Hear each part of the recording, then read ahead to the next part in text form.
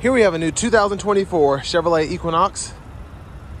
This one comes in the LS trim level in mosaic black metallic. And then we have medium ash gray cloth interior. And the powertrain consists of a 1.5 liter turbocharged 4-cylinder engine. And that's mated to a 6-speed automatic transmission. And this one's just under $30,000. But as we come around to the front end here, we do get the LED headlamps.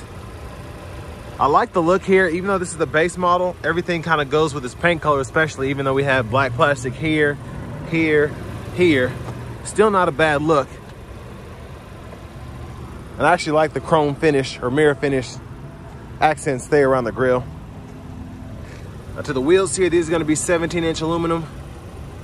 Design's okay, especially for a base model again. We get passive keyless entry on the front two doors. Then we have power door lock controls here, power mirror controls here. We can pick a side, turn it on or off, and then adjust the dial, rear window lock there. And then we have express down on 3 windows and 1-touch automatic up and down on the driver's side. Bottle holder here. Headlamp controls, we can toggle the auto mode on or off there. Hood release.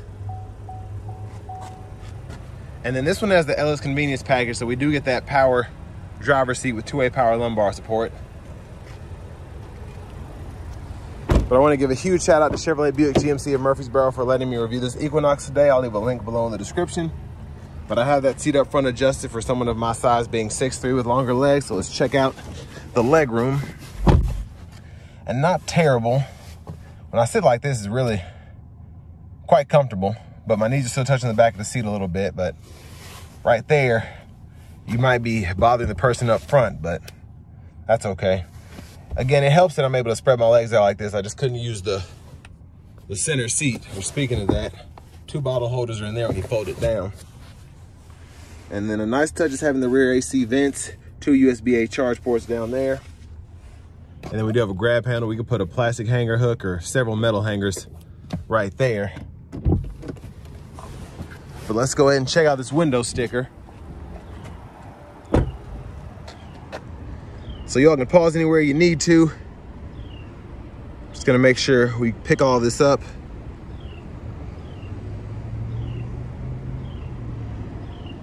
And then this one stickers at $29,430.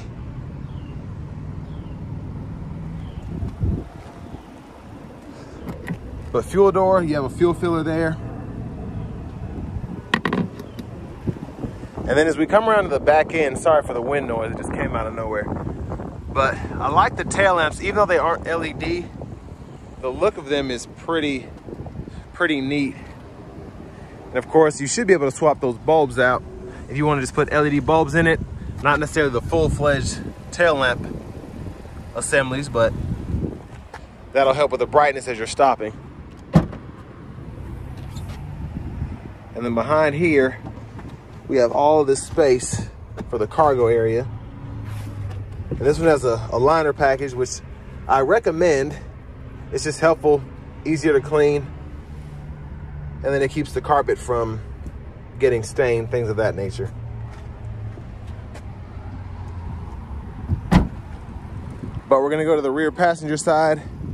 Just a quick demonstration of how the seat folds down. Just grab here. Completely flat, so I love that. It's very quick, very swift. And when you put it back up, you do have to give it a little oomph and make sure the seatbelt's out of the way. And then you're good to go there. And to the front passenger seat, that's manual, but I do like, a lot of people like having this feature. You can actually adjust the seat height there, and then seat back, seat bottom, glove compartment, pretty good size.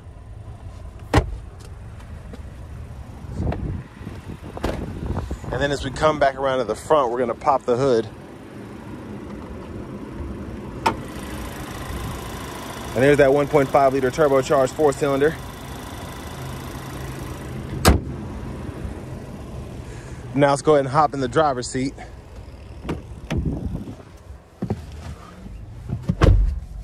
So we have the vinyl wrap steering wheel here. Still, I like the design there, how that's kind of perforated. It gives off that feel there.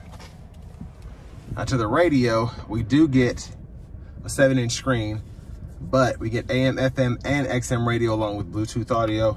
And then we have wireless Apple CarPlay, wireless Android Auto compatibility there, along with a Wi-Fi hotspot. Now to set up your connections for your phone, just go in here, add phone. It walks you right through it. Just find My Chevrolet on your mobile device. And then all of your preferences and all that can be done here. And then for the apps, all that. And then for the vehicle settings, you have the rear seat reminder, team driver, all that's standard on the LS. Then quick shortcut for Bluetooth. Here's a quick look at everything.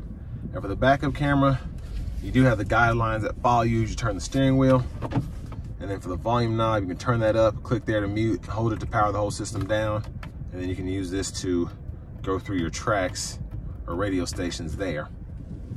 The auto stop toggles here, hazards. And then we do have the single zone manual climate control. So fan speed can be adjusted here, defrosters, fan direction, the AC toggle, the vents, we can close those off, and then we can adjust the temperature there. And down below here are USB-C, USB-A, and aux input, along with the 12 volt. And then for the shifter, hit the lever behind, reverse, neutral, drive, and then low gear. You can manually shift through those 6 speeds there if you choose to, and then it'll show you in the bottom right corner of the digital part of the gauge cluster what gear you're in. And we still have an electronic parking brake, pull up to engage, hit the brake, press down to disengage. Bottle holders, center console cubby space with a removable tray here.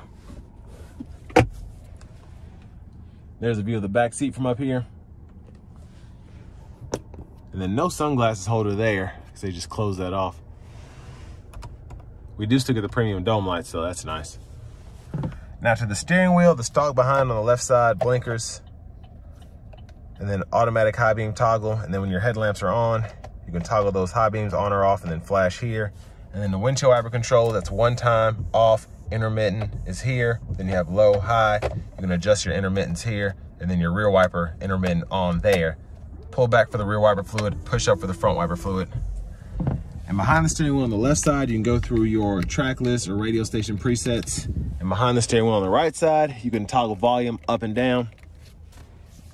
Now for the cruise controls, you just have standard. You can turn that on and off there, cancel, and set your speed there. And then your collision alert, you can adjust the gap for that. Lane keep assist with lane departure, that button's there.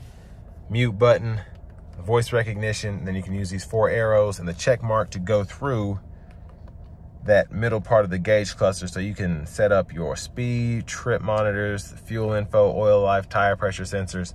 And then if you go to the options here, you can turn your traction stability control on or off, and then your units you can change from US to metric. And there's all of that there. Push button starts right there. And finally, here is our key fob, and we do get remote start even on this LS, which is fantastic. But next, let's go ahead and take this 2024 Equinox LS out on the road for a test drive. So starting the review of this, or starting the test drive, I should say, on this Equinox LS. I said this before as I've kind of gotten to know the Equinox. I've driven several. The 1.5 liter is adequate, and that's really the best way to put it. It gets the job done, but it's not necessarily enjoyable to accelerate in. That's just my opinion on it. Now with it being front wheel drive and it being turbocharged, it will try and spin the tires, but again, it's okay. That's the best way to put it. I think the 2-liter turbo was a good option, but I guess enough people weren't buying it. And these are basically meant to be more of economy cars, and they still make these along with the Malibus kind of for rental fleets. That's where you'll find them, or commercial fleets. But I mean, they're extremely practical, and that's why people are still buying them. You get 30+ miles per gallon highway. It's relatively inexpensive.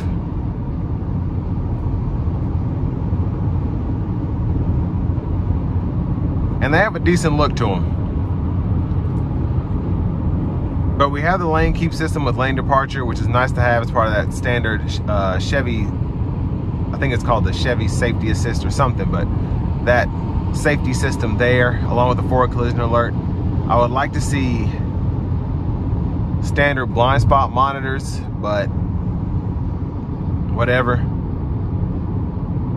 Now I do like having the convenience package on this though, even though it's $700 and something.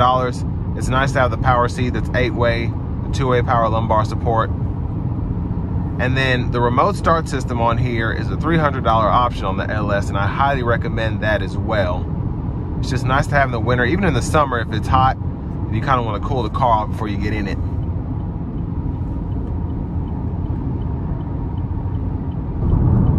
But overall, just a nice solid ride. It's not overly comfortable, of course, with these cloth seats, but it gets the job done, and you can drive this. It's a great commuter, let me put it that way. You have space in it, it has the fuel economy, and again, you have a turbocharged 4-cylinder. Even though it's not extremely potent, it does, again, get the job done. Now, going back to just the Equinox itself, for the money, I think it's a pretty good option just compared to everything else in the market. You have, of course, the CR-V, the RAV4, the Ford Escape.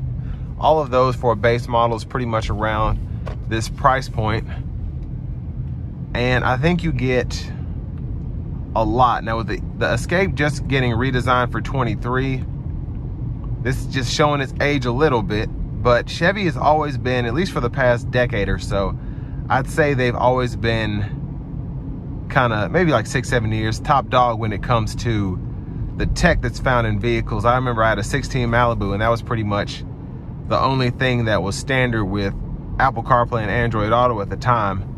And then Chevy's just been kind of keeping up, offering the wireless CarPlay, wireless Android Auto, and even this LS model.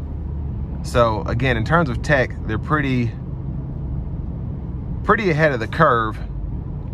Now I will say, in terms of standard features, a lot of the times GM can lack there, just trying to get every penny that they can. But I mean, that's why they stay profitable. So again, we don't have the side blind zone monitors. We don't have adaptive cruise control, where a lot of other manufacturers are offering that, specifically Honda and Toyota, just getting radar cruise control, adaptive cruise control on the bare bones models a lot of the times. I do like that this has a standard lane keeping system though. But overall, it's still one of those vehicles, especially in this trim, that is great for commuters. It's great for fleets, just because it has all the essentials, and you can kind of keep the price down by not having a bunch of extras. Now it's still around 30 grand, so just something to keep in mind there. But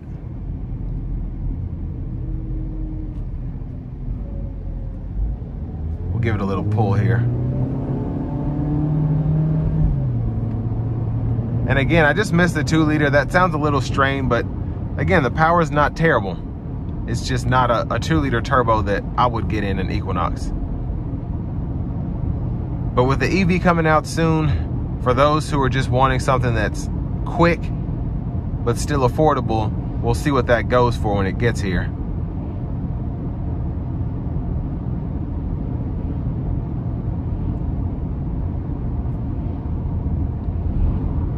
But again, it checks all the boxes. It may not be the best at everything, but it's pretty much good, other than the engine in my opinion. It's pretty much good everywhere else. But this will bring me to the end of my review of this 2024 Chevrolet Equinox in the LS trim level.